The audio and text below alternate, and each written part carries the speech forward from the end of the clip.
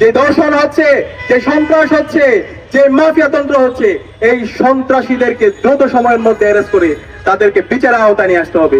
এই খুনি হাসিনা এবং তার দূষকদের বিরুদ্ধে বর্তমান সরকারকে জিরো টলারেন্স নীতি ঘোষণা করতে হবে। এই বাংলাদেশে খুনি হাসিনাকে ভারত থেকে নিয়ে এসে তাকে ফাঁসির কাস্তে ঝোলাতে হবে। ঢাকা বিশ্ববিদ্যালয়ের শিক্ষার্থীর উপর এবং সাংবাদিকদের উপর এই সোহরাওয়ার্দী উদ্যানে পুলিশ হামলা করেছে। আমরা এই ধরনের পুলিশি রাষ্ট্র দেখতে চাই না। এক শিশুকে হত্যা করা হয়েছে। এভাবে গাইবান্ধা থেকে শুরু করে বাংলাদেশের বিভিন্ন প্রান্তে আজকে মবের মাধ্যমে নাগরিকদের অধিকার হরণ করা হচ্ছে এবং জুলাইয়ের যারা বিপ্লবী আছে তাদেরকে হত্যাযজ্ঞ করা হচ্ছে। এবং এই খুনি হাসিনা যে গত 16 বছরে বাংলাদেশে ফ্যাসিবাদ কায়েম করেছে, গুম খুন আইনাগরের মাধ্যমে বাংলাদেশকে একটা অকার্যকর রাষ্ট্রে পরিণত করেছে এবং এই জুলাই বিপ্লবে আমাদের 2000 ভাই বোনকে শহীদ করেছে। এই খুনি হাসিনা এবং তার দূষকদেরকে আবার বাংলাদেশে পুনর্বাসনের ব্যবস্থা করছে একটি দল। আমরা সাবধান করছি এই খুনি হাসিনা এবং তার দূষকদের বিরুদ্ধে বর্তমান সরকারকে জিরো টলারেন্স নীতি ঘোষণা করতে হবে। এই বাংলাদেশে খুনি হাসিনাকে ভারত থেকে নিয়ে এসে তাকে ফাঁসির কাস্তে ঝোলাতে হবে, রায় কার্যকর করতে হবে। এই জুলাই বিপ্লবে যে আমাদের 2000 ভাই বোনকে শহীদ করেছে, খুনি হাসিনার যারা মাস্টার মাইন্ড আছে, এই আওয়ামী লীগ, ছাত্রলীগ, যুবলীগকে এই বাংলাদেশে বিচারের আওতায় নিয়ে আসতে হবে। তাদের আর কোনো অফিস খুললে এই বাংলাদেশের ছাত্র জনতা প্রতিবাদ প্রতিরোধ গড়ে তুলবে। এই বাংলাদেশে আওয়ামী লীগ কোনো রাজনৈতিক দল না, আওয়ামী লীগ হচ্ছে সন্ত্রাসী সংগঠন। এই আওয়ামী লীগ দেশের স্বাধীনতা সার্বভৌমত্বের জন্য হুমকি। সুতরাং এই আওয়ামী লীগকে এবং খুনি হাসিনার দোষরদেরকে এই বাংলাদেশে বিচারের আওতায় নিয়ে আসতে হবে এবং সারা দেশব্যাপী যে দর্শন হচ্ছে, যে সন্ত্রাস হচ্ছে, যে মাফিয়া তন্ত্র হচ্ছে, এই সন্ত্রাসীদেরকে দ্রুত সময়ের মধ্যে অ্যারেস্ট করে তাদেরকে বিচারের আওতায় নিয়ে আসতে হবে। একই সাথে আমরা দেখতে পেয়েছি ঢাকা বিশ্ববিদ্যালয়ের শিক্ষার্থীর উপর এবং সাংবাদিকদের উপর এই সোহরাওয়ার্দী উদ্যানে পুলিশ হামলা করেছে।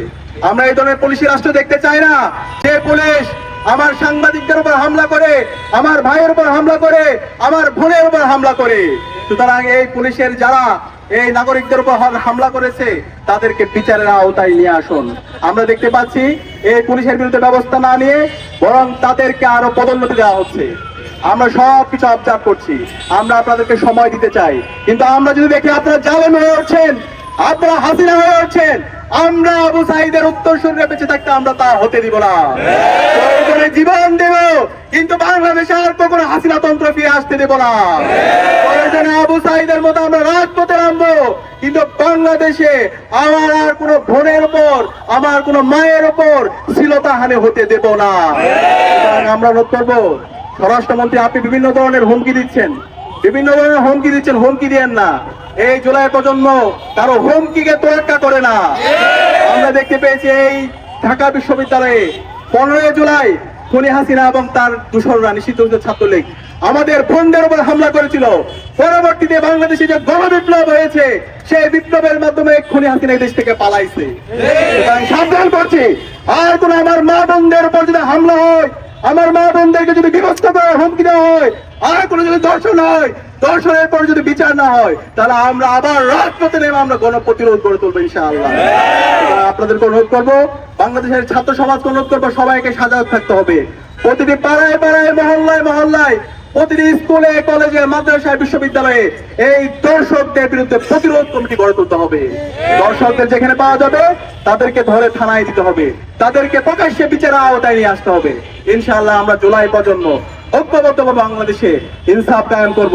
শহীদ ওসমান হাদি আমাদেরকে যে লড়াই দেখে গেছে, যে আজাদির লড়াই, ইনসাফের লড়াই, ভারতীয় আধিপত্যবাদের বিরুদ্ধে লড়াই, আমার মা বোনদের অধিকার রক্ষার লড়াই, সেই লড়াই আমরা জারি রাখবো ইনশাআল্লাহ।